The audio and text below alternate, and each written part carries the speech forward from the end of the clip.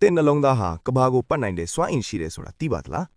ကျွန်တော်တို့ရဲ့နှလုံးဟာခန္ဓာကိုယ်တစ်ခုလုံးကိုသွေးတွေရောက်အောင်ပို့လွတ်ပေးနေတဲ့ engine တစ်လုံးထက်ပိုပါတယ်သူ့ရဲ့စွမ်းဆောင်ရည်တွေကတကယ်ကိုမယုံနိုင်စရာပါပဲ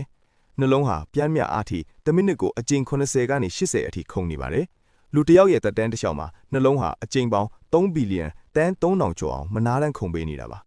နှလုံးကနေနေ့စဉ်ထုတ်လွှတ်တဲ့စွမ်းအင်ဟာထက်တကားတစ်စီးကိုမိုင်20 32ကီလိုမီတာအထိမောင်းနေနိုင်တဲ့စွမ်းအင်နဲ့ညီမျှပါတယ်အကယ်၍လူတစ်ယောက်ရဲ့တသက်စာနှလုံးခုန်လုံးကရတဲ့စွမ်းအင်ကိုစုစည်းလိုက်မယ်ဆိုရင်တော့လက်ကဘာအထိတွားပြန်ခရီးနေနိုင်တဲ့စွမ်းအင်ကိုရရှိမှာဖြစ်ပါတယ်နှလုံးမှာသူ့ရဲ့ကိုယ်ပိုင်လျှက်စစ်လှုံ့ဆော်မှုစနစ်ရှိပါတယ်ဒါကြောင့်အောက်ဆီဂျင်လုံလောက်ရနေတဲ့၍နှလုံးဟာခန္ဓာကိုယ်ထဲကနေထုတ်ယူလိုက်ရင်တော့အပြင်မှာဆက်လက်ခုန်နေနိုင်စွမ်းရှိပါတယ်နှလုံးဟာသွေးတွေကိုခန္ဓာကိုယ်ထဲကမိုင်ပေါင်း6000ကီလိုမီတာကသိန်းခန့်ရှည်လျားတဲ့သွေးကြောကုန်ရက်ထဲကိုအရောက်ပို့ပေးနေတာပါဒီအလျားဟာကဘာကြီးကိုနှစ်ပတ်ခွဲစာပတ်နိုင်တဲ့အရှိဖြစ်ပါတယ်မနာမနေအလုတ်လုတ်ပေးနေတဲ့တင့်ရံနှလုံးသားကိုကျမ်းမာအောင်ဂရုစိုက်ဖို့မမေ့ပါ